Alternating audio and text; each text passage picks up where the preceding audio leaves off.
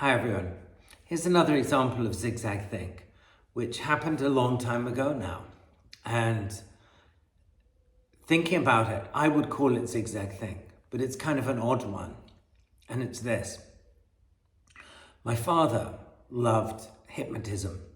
He was fascinated by it. And he had studied hypnotism in the 1950s when he was a young man. And actually, I inherited most of his books on hypnotism. And there are a lot of them. And some of them have his notes scattered throughout them. When I was about 8 years old, so almost 50 years ago, we were sitting around at our dining table at Langton House. And I suppose it was around Christmas, something like that, because my aunt and uncle were visiting, and my mother's brother and my mother's brother's wife.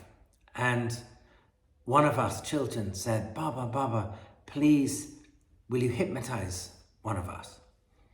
I don't know why we got onto the subject. My father rolled his eyes and he said, hypnotism is a serious thing and it's not for public entertainment.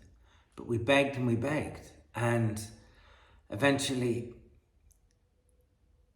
what happened was my mother's sister-in-law, so my uncle's wife, who was English, she said, oh, go on, Shah, I'd like to be hypnotized. Go on, try me. And she was quite a tough lady, and I got the sense that she wanted to prove that she couldn't be hypnotized.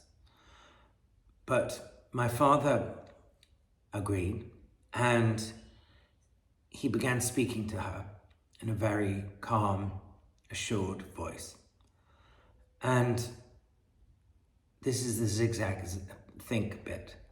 He said to her, raise your right hand. And her hand was on the table. And her hand rose like that, off the table. And I remember thinking that's kind of weird, because you would think she would raise her hand up in the air. But my father, I remember, said she is actually hypnotized because someone who's faking it raises their hand, their arm, rather than their hand. And this lady, my aunt, raised just the hand.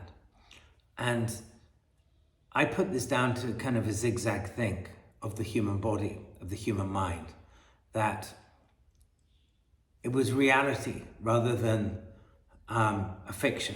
You know, she was really hypnotized, and this was a way that you could tell she was really hypnotized. Anyway, it's kind of a strange one, but maybe it'll seed thoughts in your minds.